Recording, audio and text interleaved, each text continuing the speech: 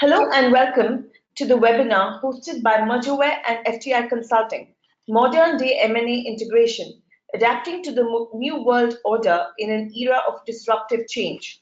Our panelist for today is a global M&A leader of repute, Mr. Nitin Kumar, a global leader for FTI Consulting, Senior Managing Director, and for the high-tech sector, an industry veteran of over 1,000 transactions who has led over 80 M&A integration efforts, a globally well-known face in the M&A community as a thought leader and a pioneer of new M&A approaches.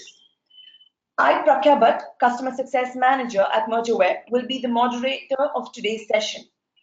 The session will be for an hour, with the presentation for 40-45 minutes and the remaining for the question and answers.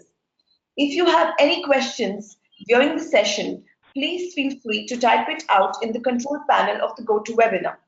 These will be answered at the end of the session. Without further delay, I will hand over the session to Mr. Nitin. Thank you, Prakya, and thank you, Mergerware.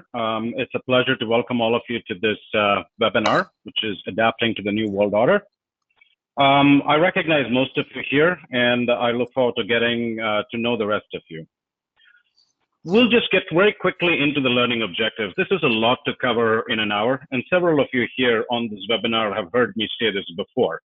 The crux of this is that the business world has changed, and it's changing very rapidly. M&A integration has not kept up with those changes. And a lot of these deals are starting to show diminishing returns or the value, not fully realized. So we're going to go into look at what those changes are, how do we adapt and align to this new world order and new paradigm, and what is it that M&A integration professionals should think about changing, and also upgrading their skills and thinking about as we embark on this journey where the world is an increasingly complex place. If there are any questions, obviously we can take them at the top of the hour. Please feel free to type them in. As I said, this is a lot to cover. I'm always available offline, and you can always reach out to me. A little bit about FTI Consulting. Those of you who don't know, we're about a $2 billion firm, about close to 4,800 people now. 46 is a little bit dated.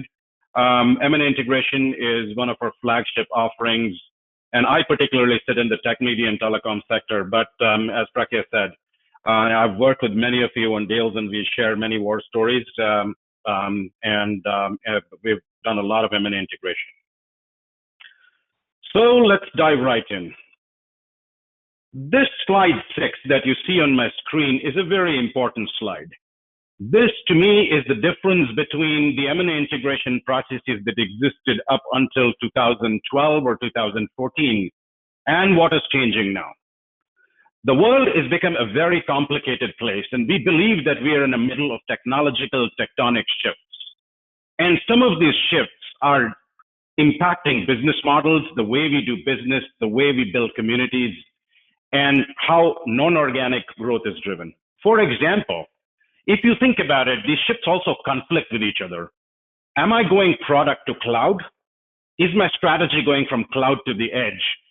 Should I centralize and decentralize with software-defined networking or NFV? Or should I decentralize with blockchain?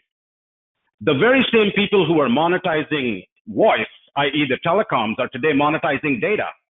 The people who are monetizing data, the Amazons and the Googles, are monetizing voice with Alexa showing up. The people who are in the brick and mortar stores are acquiring more digital capabilities to drive revenue through the e-commerce. Amazon goes and buys the brick and mortar on Whole Foods.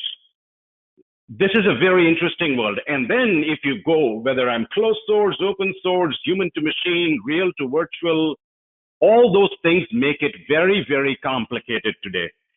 In today's world, strategy is an extremely hard thing to do, and place your bet on which of these shifts am I going to back.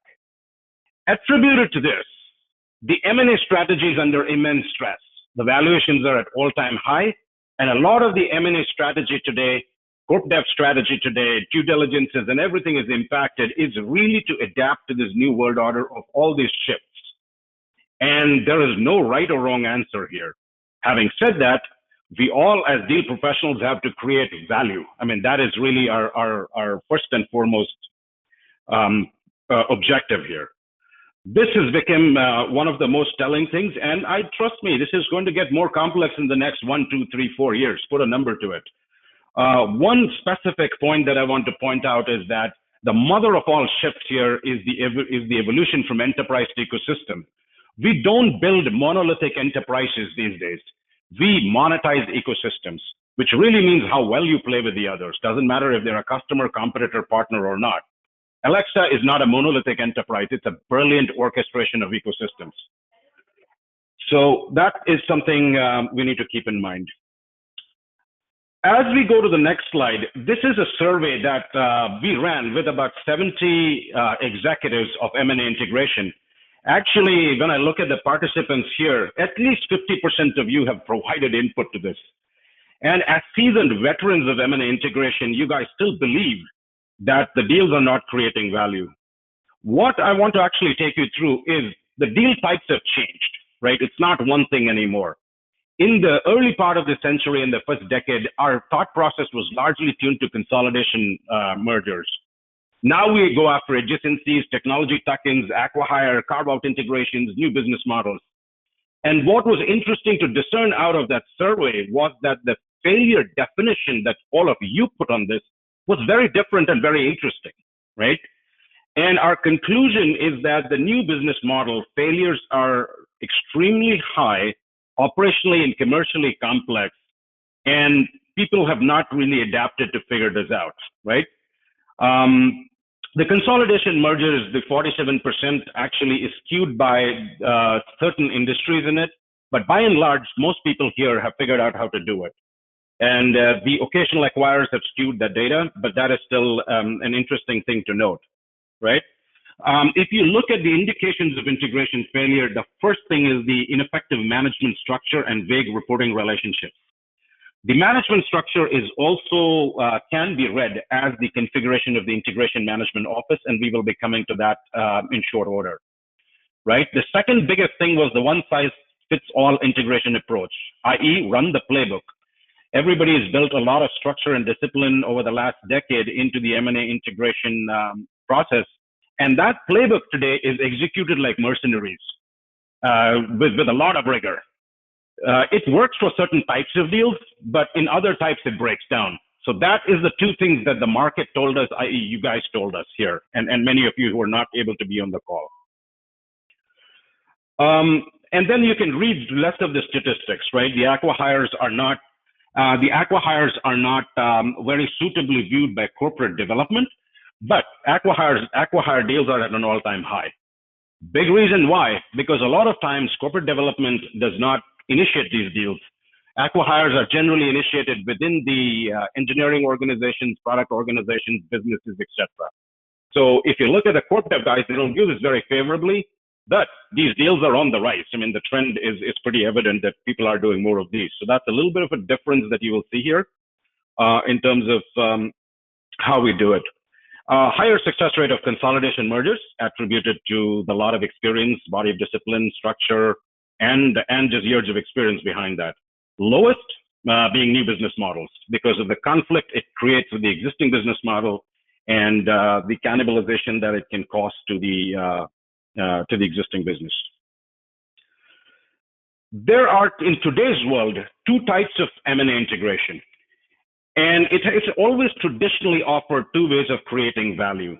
Functional integration, which is the most familiar thing to all of us, and in the last, I don't know how many ever years, this has been evolved and centered around organizations' ability to compete, aligning functional assets into certain competitive advantages, either to enhancing processes, lowering costs, increasing efficiencies, developing speed to market, and all that.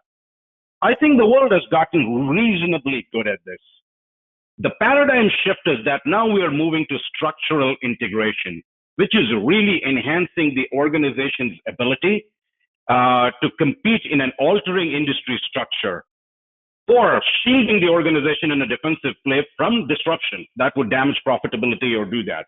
Structural integration is the new world order, and this is the pivotal point of this whole adapting to the new world order, right? This is where the world is going, and this is a very important thing to understand, and we will unravel this as we go through. Structural integration is where most of the deals are done, at least in the digital industries that are adapting to digital or aspiring to go digital.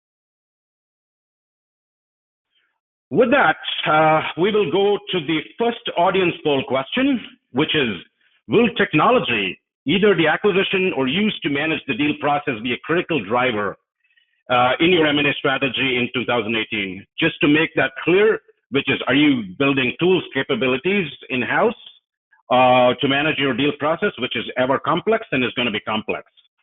So we'll take a minute or two to get the audience poll here.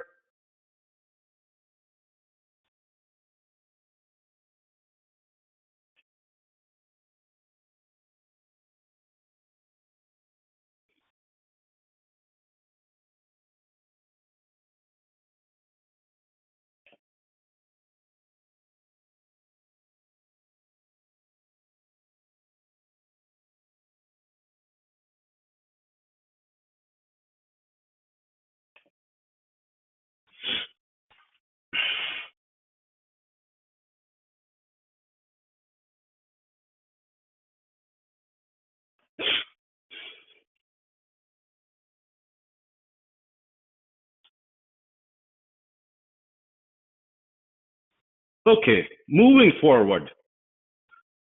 As I sort of embark on this journey with several of my clients and speak to very experienced professionals such as yourselves, and also form our own views from data and insights, having spent a fairly significant part of my career in this, I think there's a few trends to watch out for here.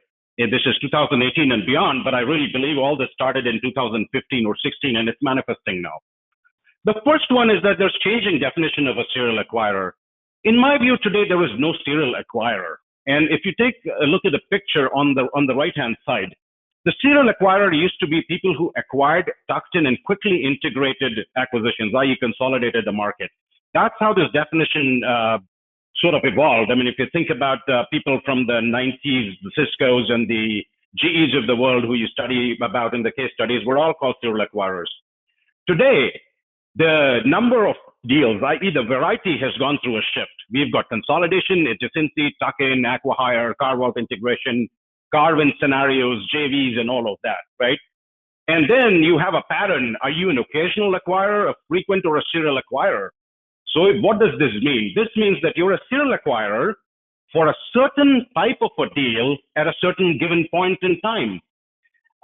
So your mercenary playbook that works so well cannot sort of scale to adapt to this. So there's got to be a lot of flexibility and agility in that rigid playbook that needs to adapt to this.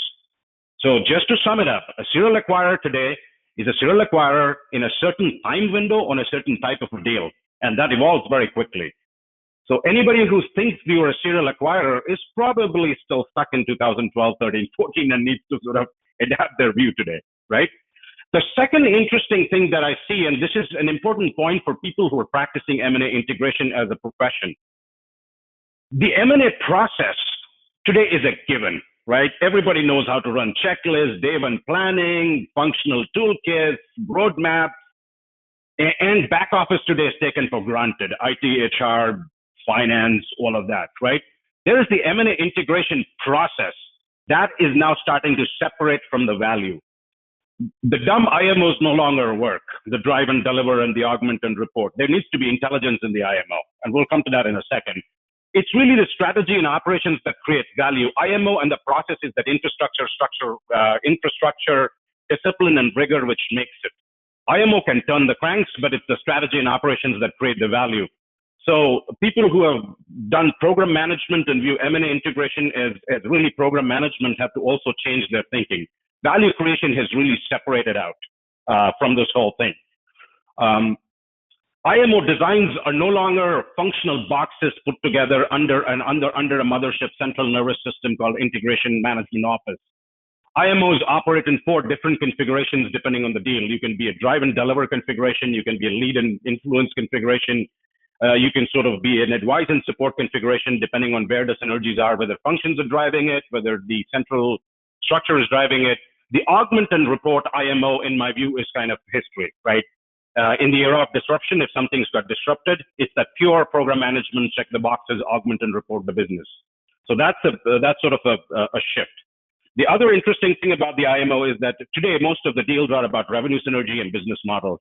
The functional integration is sort of breaking down, right? So think about it. The cost synergies come from a finite function with using finite levers in a finite period of time. Headcount, assets, contracts, yada, yada, yada. You guys know it all. Finance, IT, HR. That's the way to take cost, and that has worked. And I think it will still continue to work where cost synergies are involved. Revenue synergies are a different ballgame. And I have a whole slide on this, which we will walk through. You cannot treat revenue synergies in a functional manner. The machinery between sales, marketing, product, service, pricing, customer experience, all that has to fire together in unison. So it's about the value driver configuration, which is a cross-functional of an IMO, rather than drawing the boxes under an IMO and making that org chart, which we have probably all seen more than 1,000 times here, right? Full integration is no longer a metric because you're acquiring a different business models. I agree they're fruits, but an apple and orange are not expected to fully integrate. At the same time, the extremist view of I'm going to leave this alone and only integrate finance also does not create value. The new metric here is time to value rather than full integration. And the whole time to value is just a word here, but it's got a lot going under it. How do you measure value? What are KPIs? And I probably won't go into this at this point, right? The ability to execute under uncertainty in an agile manner, as opposed to run a rigid playbook on a synergy model here. There are a number of case studies in this world that are sort of showing that. Let's pick on the most widely talked about case study here, which is the Microsoft acquisition of Nokia. And I know some people from Microsoft are on here. So take a look at this, right? The strategy was extremely sound. Microsoft truly believed that BlackBerry is on a decline from the enterprise market. And Microsoft has a chance because they have Windows Mobile. It integrates into SharePoint, into Office, into the whole ecosystem. They absolutely believed that, and they needed a phone, and they went and acquired Nokia. Nobody can question that strategy. It was extremely sound. There was an assumption made that, oh, this Apple and this Android are consumer phones. They will never enter the enterprise. They're sort of, gaming phones and all that stuff. The assumption went wrong. It's not only that BlackBerry was on the decline. The ability of Apple and Samsung to penetrate the enterprise was at overwhelming pace, right? So you can take all the synergy from the acquisition of acquiring Microsoft and Nokia. Did that really create shareholder value? The ability to not pivot and quickly respond to the market forces or the structural forces of the penetration into the market by Samsung and Apple, as opposed to running a mercenary rigid playbook, is one of the classic examples of that, right? And you can go into a whole bunch of previous serial acquirers, not to pick on Microsoft here, who have made that mistake. Not able to being caught up too much into functional integration and not adapt to the structural forces of the market that were at play here, right? So that's what I mean by the ability to execute under uncertainty in an agile manner. Using emerging disciplines and approach, customer due diligence, different from commercial due diligence, using machine learning to go do contracts, using drone to do supply chains, using wargaming. These are all important things that are going to come alive in between. Actually, some of them are already here now, and some of them are going to be unfolding itself in the next 2 to 3 years. All this really means that the M&A talent has to be retooled. I think a lot of program management and pure IMO skills worked until 2010. A lot of the back office skills and operational skills and functional skills worked until 2015. This is all about structural adaptation and ability to sort of advise the business and see things that they don't see, right?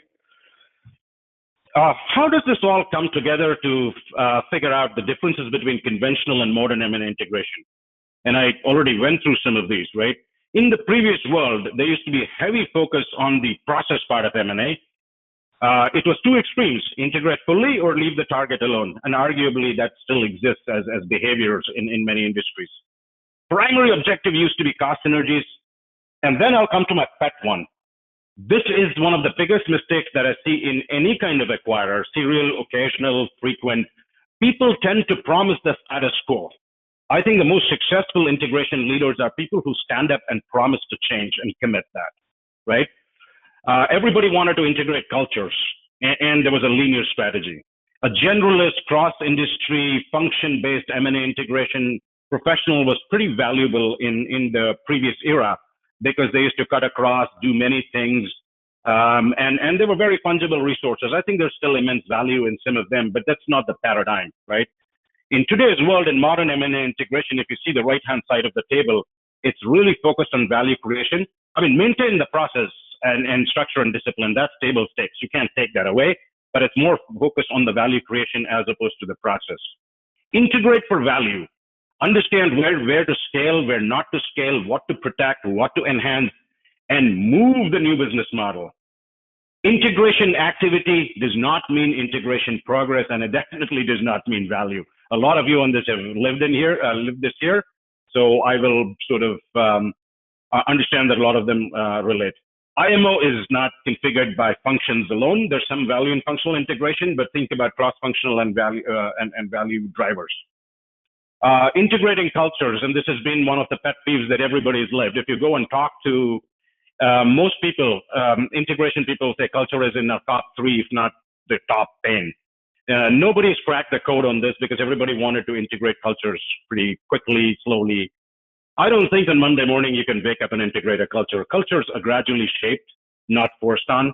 And in today's world order, we believe that we should not be integrating cultures. We should be aligning the right behaviors with the desired results. Pick your top 5 behavior. And by the way, no culture is right or wrong. A startup culture is entrepreneurial and is right in the right place. A big company culture has structure, discipline, and all that stuff. It's right in its own way, right? It's all contextual. There's no right or wrong. I think it's about picking the right 4 or 5 behaviors and moving on to it, right? Flexible and adaptable integration strategy, integration planning, and that and the ability to pivot quickly as opposed to get caught in rigid processes and playbooks. Industry and sector focused view. This is also an important thing, and I see a few people from the consulting background here, and a lot of seasoned veterans who actually hire consulting people and also have done this before, right? This is very hard to do. I mean, if you're in the back office, the IT, HR, finance, I think you can cut across industries, and I've done a lot of these in my past life. The moment you get into the front office, I think the product is fundamentally different, right? You cannot claim that you're an expert in manufacturing the chemical formula of a pharmaceutical drug and building software. They're very fundamentally different things. Now, you can be a generalist in the product development process, but that's not what creates value. Because the product is so fundamentally different, the sales, marketing, ecosystem, partnerships, pricing, everything is very different. Earlier in the technology sector where I come from, software and semiconductor were different. I think today software itself has so many different models, right? There's subscription-based, there's licensing-based, there's a whole bunch of different things, embedded. So things are moving more towards a specialist model if you want to create value. Running processes is a different thing. With that, we come to our audience poll number 2. Compared to 2017, do you expect number of publicly traded technology companies being private in 2018 to decrease greatly, decrease slightly, stay the same, increase slightly, and increase greatly? We'll give it a minute or two.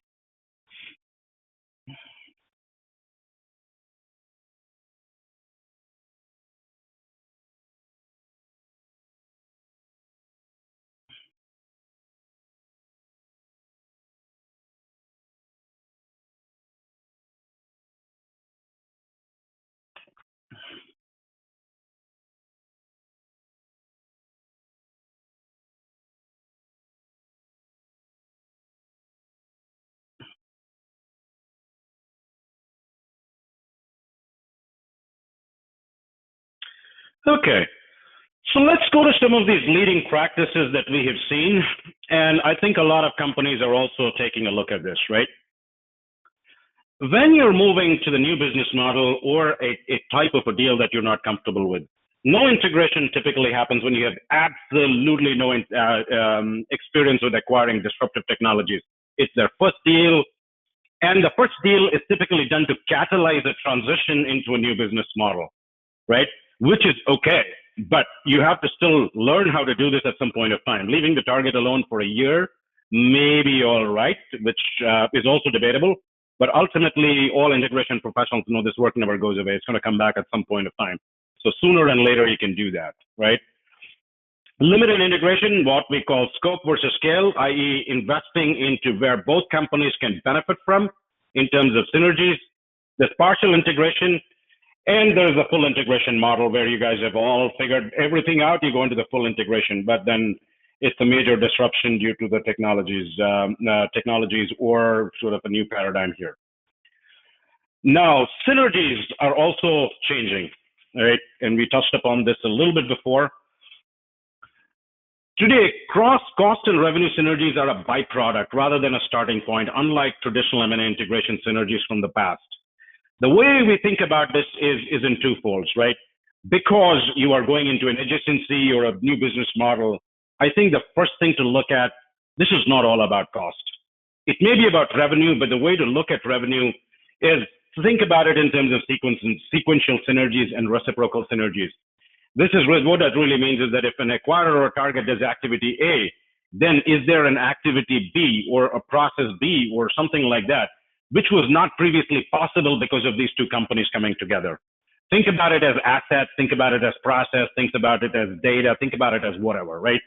And then what's the reciprocal synergy, vice versa? What can they both add to each other?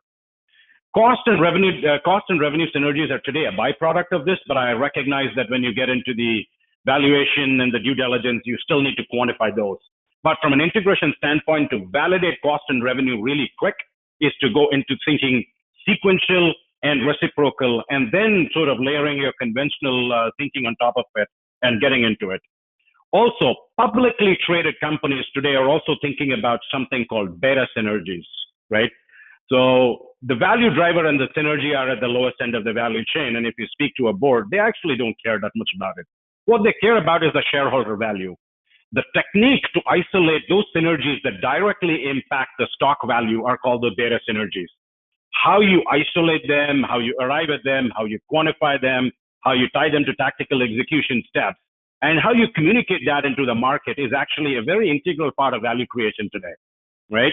And even if you're a private company, it's about talking to the sponsors, which is either the private equity company or the holding company or whoever the sponsors are, in terms of how do I raise the equity profile, right? In other words, shareholder value. It's a different word for shareholder value. That to me is the key. I mean, value driver, synergies, all these are great words. Ultimately, if it doesn't create shareholder value, I don't think integration has really done its job. It's really about quantifying that, communicating that, and staying laser focused on that, right? The question is if I didn't take 3 heads or 3 heads less or 3 heads more, that doesn't impact shareholder value. It's about the big ticket items, right?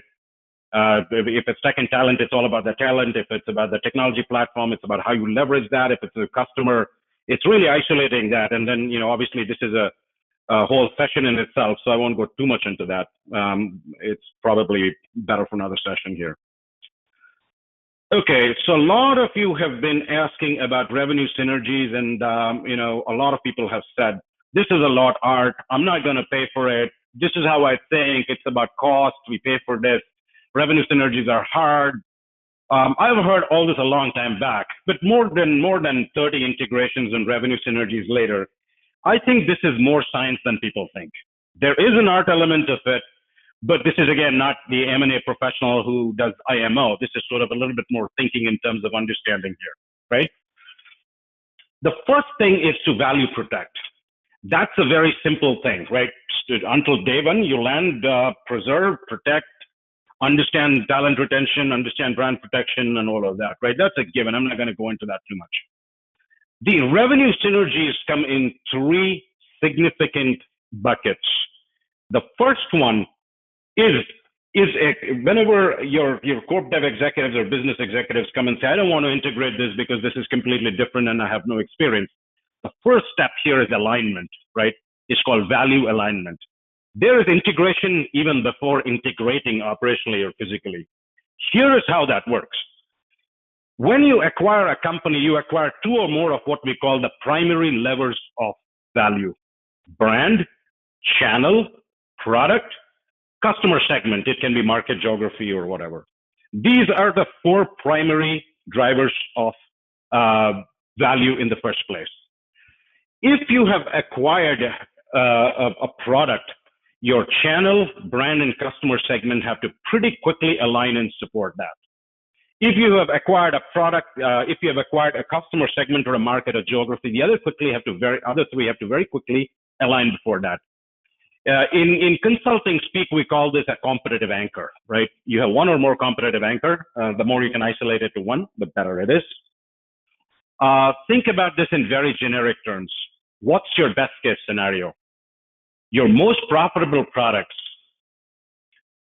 in the right channel or the most efficient channel, hitting the right customer segments with the best brand positioning or brand recognition there. There is the exact opposite of that, and there is everything in between.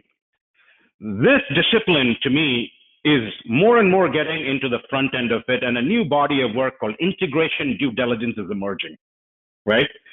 Corp dev and those people that generally tend to do more commercial diligence, which is market size, competitive analysis, and all that stuff. This is into the nuts and bolts of integration, and you can quantify it. The minute you get this alignment right, I think you develop velocity. And by the way, you're still not operationally integrating. You are figuring out where the direction of momentum is. This is a very important exercise in today, and the fundamental stepping stones and building blocks of a revenue synergy integration or a new business model integration. Okay, the direction of momentum, what I mean by that is your competitive anchor is driving something. So you need to understand whether I'm going to cross-sell more, whether they're going to upsell, whether they're going to touch certain geographies. You will figure this out once you do this analysis. And there may be more than one answer here. There's typically a range of answers, and I think those are okay. But it's important to understand where the value is, where the direction of momentum is, and where the integration is going. And the moment this data is being presented to your corp dev executives or business executives or the sponsor of the integration, I have seen them come back and say, well, there is merit in this. I think we can integrate without crushing the new asset, right? So this is more and more coming forward as a leading practice. Call it integration due diligence. Some people have it in planning, and it really depends on where you want to put it. This exercise is important. Second, these are now called the secondary levers of revenue synergy, which is really helping accelerate revenue. Now, the common mistake people do is in your sales functional thinking, you have incentives and you start touching them even before day one, right? So this is problem because you don't know where the direction of momentum is and you're sort of homogenizing the sales metric. This may have to completely change for both organizations rather than homogenize the sales incentive to the bigger company. So the three secondary levers is product bundling, pricing, and the sales incentive. It's very hard to do anything with these three without getting the primary levers in place because you just don't know what is the direction of momentum. Do I raise price in a certain market and price myself at a premium, or should I lower price and drive up volume and keep my competitors out? How do we even determine that without understanding where the momentum is? Sales incentives.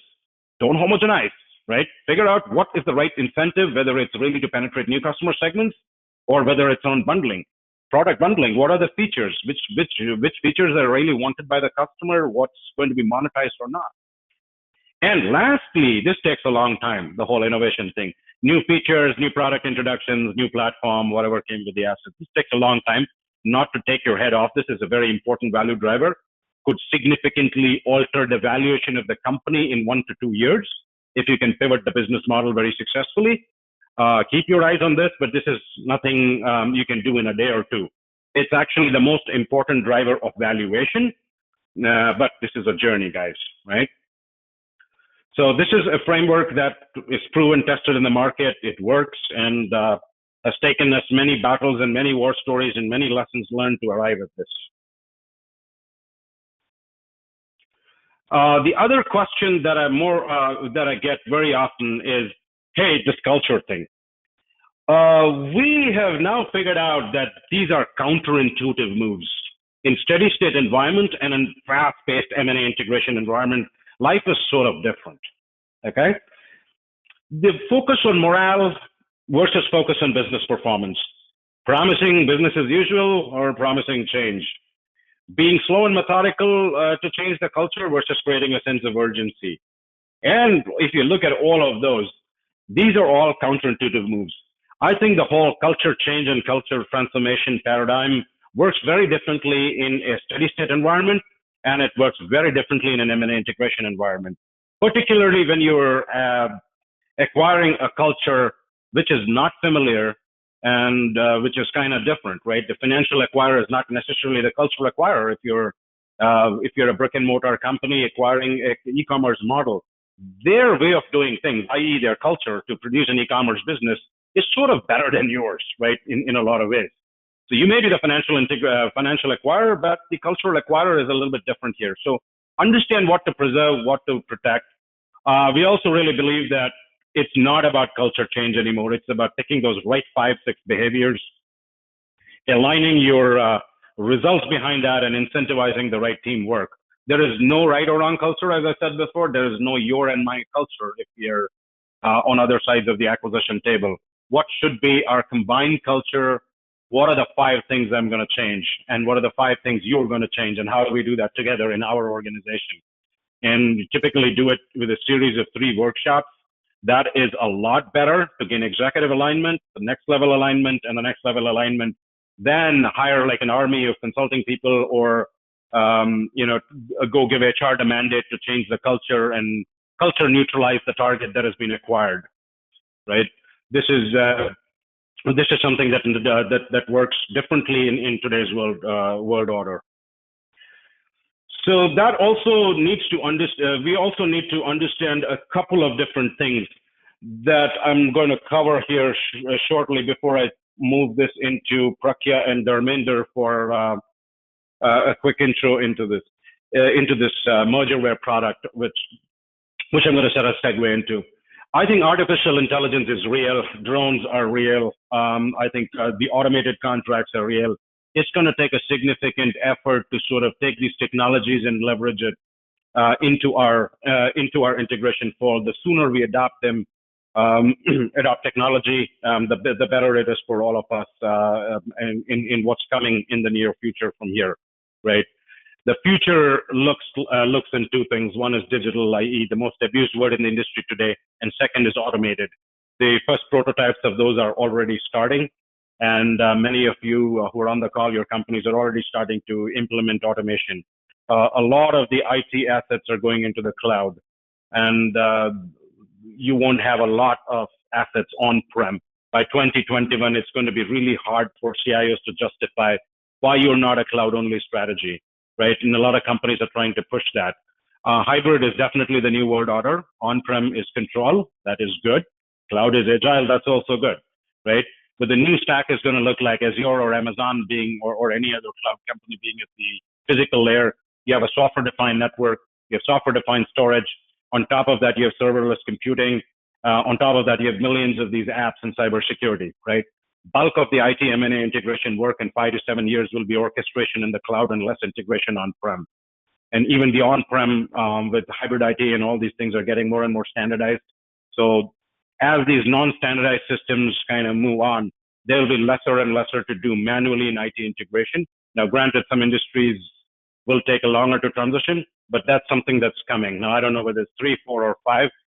2021 is what our survey and data told is going to be the pivotal point where some of that's going to sort of move. The operational part of finance, i.e. the systems part of it, the order to cash part of it, largely there's things like robotic process automation and things like that coming into play. There's going to be a lot of automation there. So is the call centers with chatbots and things like that, so first level.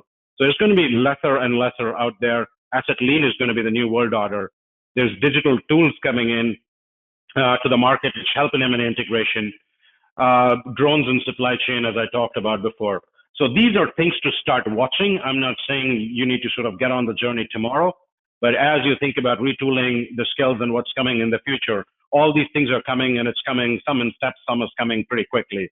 So adapting to the new world order also includes keeping a watch on those and looking at the timing and upgrading your skills and future-proofing ourselves, right? Having said that, we will pass the baton here back to our friends at Mergerware. Prakya and Dharmender can take us through the next few slides here, and we'll leave some time for Q&A, and I'll be around.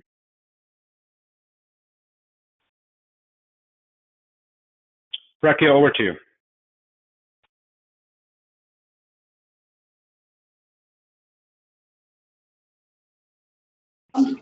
Thank you so much, Nitin, for the wonderful insights. It clearly comes from great experience and knowledge from the sector for having been there for many years.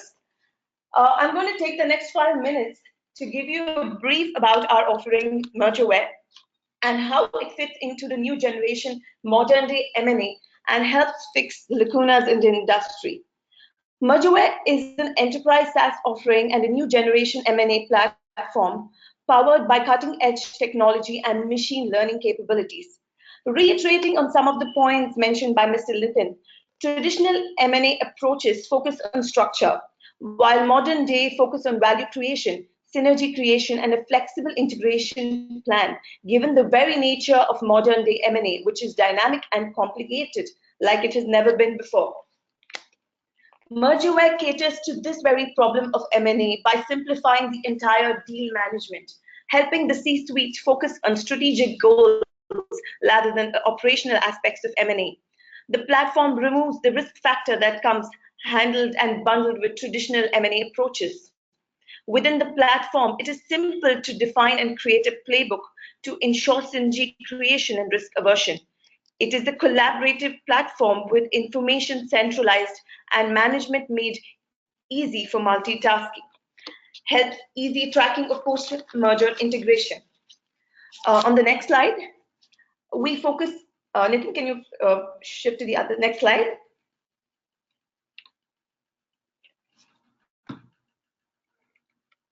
Okay, so moving on, Mergerware is certified by SSL Labs with A+ certification, which is the best security available in the industry. Access control is given only with prior permission, which ensures that there is no breach of data security and complete privacy of all data documents. An inbuilt playbook taking into account industry best practices, which can be further customized as per the requirements of a particular business, industry, or sector that it's catering to. An inbuilt virtual data room, which is at different task levels and at project levels, which ensures information and data can easily be tracked. Record of all buyer and seller communication. Risk and issue tracker, which highlights any potential risks and ensures that they are fixed within time. Inbuilt analytics and reporting, ensuring and guiding the success of every deal. Playbook management, project management, progress indicators to help stay track of the deal flow, and an inbuilt team communicator. The dashboard provides the C-suite with a bird's eye view of as the deal progresses, along with the reports out in a matter of seconds, the financials and synergy tracker, which helps calculate synergies that are achieved at each stage. All in all, our SaaS offering is the one platform solution for end-to-end deal management and simplification of deals to ensure the success of every deal for you. Thank you very much. Now we shall be handling the question and answer. Nitin, there is one question from one of the participants. Revenue synergies rarely work due to the level of teamwork between the target business that must occur before close that rarely happens. Do you believe this? Yeah, I think there is some merit in that question, and this is actually a pretty loaded question, right? And there's 2-3 things here at play. One of them is the teamwork within the acquiring organization itself, right? They've been used to operating functionally for so long. Now you tell them you need to cross-functionally configure the whole integration effort. So that's sort of a level one. Then you get into the level two part of it, which is, oh, there's no teamwork between the target and this place, and we're generally suspicious. So these are definitely some of the issues there. Number three, if there are revenue synergies, it's always very difficult to sort of quantify whether the target would have hit them standalone without the parent, or is this really true revenue synergy because of the acquisition? The way I answer this is that if you go look at the four primary levers of the revenue synergy creation, I think if you merit some of the incentives tied together on teaming and collaboration, based on the analysis done on the primary levers, which is really sometimes in a clean room or whatever, and show this. Here's your incentive. You need to hit these numbers. And by the way, it's possible to hit these incentives because the data numbers are all telling this, right? That's the way I've seen it work. The world is not perfect and there's personalities at play here, but I think that is partly correct assumption that the teamwork can hinder revenue synergies pretty significantly. The bigger challenge is how do you address that? What are the right levers to move the needle and get the machine firing? How do you identify that up front? Catch that in the clean room, make people sort of commit to that, incentivize them, and make sure they're in a common culture to go and execute these. Revenue synergies are not easy like cost synergies, but I think it's doable with some thinking and problem solving, sitting down with the target executives and the acquired executives. Thank you so much, Nitin. There are a couple of other questions. I'll just raise them. What do you see as the future of M&A integration? Where do you think all this is going? Okay, the future of M&A integration, again, I covered some of this, right? It's the dumb PMO is over, right? It's not the augment and report. The future of M&A integration is getting the right IMO structure and configuration in place. When I say structure, it's value drivers versus functional. When I say configuration, it's how you drive, deliver, lead and influence, or you advise and support or augment and report, right? I think the future of the IMO is powered by analytics, less IMO, PMO, process people, and more value creation people, which is strategy and operations. Number two, I think we need to start thinking about how do you intelligently enable M&A integration, which is more data-driven, which really comes back from, this is not even about revenue synergy, this can even be cost synergy, like contracts. How do you quickly analyze them? Can you run analytical tools? Can you get customer data very quickly? Deploy clean rooms. Clean rooms, 3 years back or 5 years back, lawyers used to balk at it, right? I mean, it would be very difficult to get an attorney to approve it. Now it's more and more common practice, and I would favorably argue in that some industries more than the other, it's becoming a leading practice to get ahead of the integration. Number three, I think take a look at your IT posture. Whenever there is an integration, think about whether it is going to be easier to integrate or go into a new model, which is asset lead. If there is an opportunity to go into the cloud, I think you should take it now. The fourth thing is that ask yourself the tough question. Am I a good integrator, right? Am I following orders to leave the target alone because my management and core dev fears it?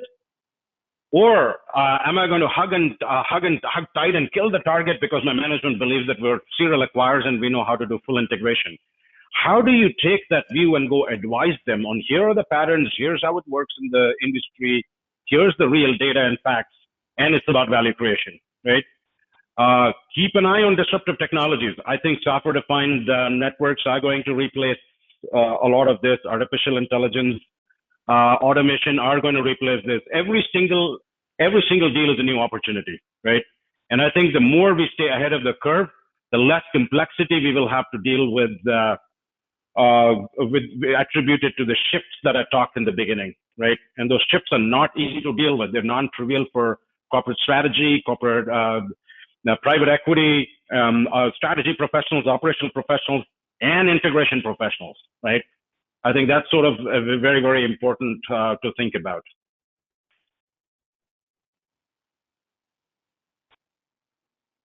Any other questions, Prakya? There's one more question, Nitin. How should M&A integration professionals upgrade their skills to future-proof their careers? Yeah, I think we touched upon a little bit of this, but I want to touch upon a few other important things here, right? First thing, understand these technology tectonic shifts that are impacting your industry or a sector. Not all shifts are applicable to everybody, and not all shifts will be applicable to everybody. But I would hard argue that nobody is insulated from that. I think that is going to largely inform and drive their M&A strategy, and make sure that corp dev M&A strategy and integration are aligned at all times. It's getting better in many places, but it's still not quite there, right? Many integration professionals believe that corp dev does the deal and just throws it across the wall and they're not involved, and then they're held for synergies. I think that cannot happen anymore. The smarter you get about the front end of the deal and more upstream, which is diligence and even M&A strategy. Understand M&A strategy. Try to get a seat at the table on the diligence when you are integrating. Integration due diligence is something that I think everybody needs to pick up, irrespective of whether your company practices it or not, right? Ask the right and hard questions. The other thing that I would actually worry about a lot of these integration people is it's very, very process focused, right? The moment you take them out of the M&A integration process playbook and the IMO structure, I think there is not much value that they can add. Think about getting into the business. Think about what's the business model, which products are you supporting, and how do you get smart and embedded in the business as opposed to floating in an island in an IMO somewhere, right? Lastly, what I would say is that it's about getting out there and talking to people, right? You can learn a lot by attending networking events, hanging out on webinars, reading books. There is no substitute for getting outside and talking to people, right? You go talk to 10 different people, they have 10 different views. And by the time you have those conversations, you'll start seeing things that they don't see, right? It's very important to sort of talk to people. And when you talk to people, I would also say that the process part of it's not the right answer to talk about. Leading practices is not the right answer to ask about how do you create value, right? Is it from how did you create value from the product? How did you create value from the platform? How did you create value from the go-to-market side of it, right? Cost takeout is a given. So that's sort of where I will come in from in terms of how you need to learn and upgrade your skills constantly. Nitin, there's one last question. Sure. Do you believe M&A integration is taken more seriously in the West, where companies need to report progress on M&A to regulators periodically? Can you try that one more time? M&A integration is taken seriously where? In the West. Do you believe M&A integration is taken more seriously in the West, where companies need to report progress on M&A to regulators periodically? So when you say West, this is a global call, right? I'm not sure people are asking the West Coast or like the Western world. Just not very sure of where the question is coming from. I presume. Okay. In the West, I presume it's from an Indian lady who's asking a question about the West. So she's saying in the context of USA, as since there are more regulations with M&A. Yeah, I think this is less about regulation, but it's about more shareholder rights and more scrutiny. So if you look at it now, again, the Western world is not one thing. If you take the United States as the world's biggest economy, right? And if you put Western Europe together, that's sort of a lot of M&A deals are there. Arguably, I don't know, maybe 3/4 or 4/3. I don't know what the number is, but it's for a significant number of deals are run there. Yes, these are regulated environments. Yes, there's more cash. Also, there's three other things that drive that, right? There's a much more mature capital markets infrastructure here. The stock markets and all have been existed much, much longer. Also, people have a lot invested in these markets, even people's retirement savings and 401ks and all that stuff. Regulation is another driver. I think the experience and tolerance level and thresholds are another layer here. Number 5, the transparency in the Western economies or the Western capital markets infrastructure, although a lot of people can favorably argue that it's not transparent, but I'm just talking on a relative basis. All these drive more demanding shareholders, right? More demanding approaches to creating value, more demanding on synergies, more demanding on M&A integration and the sort. So there's a lot more than just regulation driving that piece to get to where they are. Now, classic example is that we didn't talk about this New Deal type, but it's really there, activism. And it really came in from the US, and it's going pretty quickly to Europe. The reason is that the shareholder tolerance is not as high as the last decade, right? That is producing a lot more divestitures today. And if you open the newspaper, you can see the Citrixes of the world, and many of the others have been fallen victim to the divestiture. Now, these guys were hostile takeover and bad guys before, but today, what do? They really create shareholder value. So suddenly they become good guys. So I think there's the maturity of the ecosystem, regulation included, but there are a number of different factors that lead to believe that both M&A and M&A integration are, I'm not saying taken more seriously, but at a slightly different maturity than the traditional Eastern economies, right?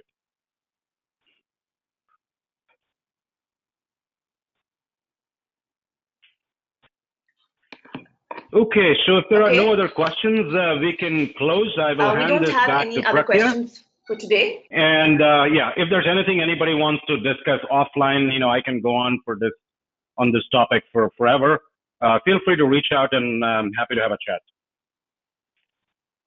Yeah, thank you so much, Nitin, for the insightful presentation. Thank you, everyone, for attending. We hope to see you in our upcoming webinars. Have a good day.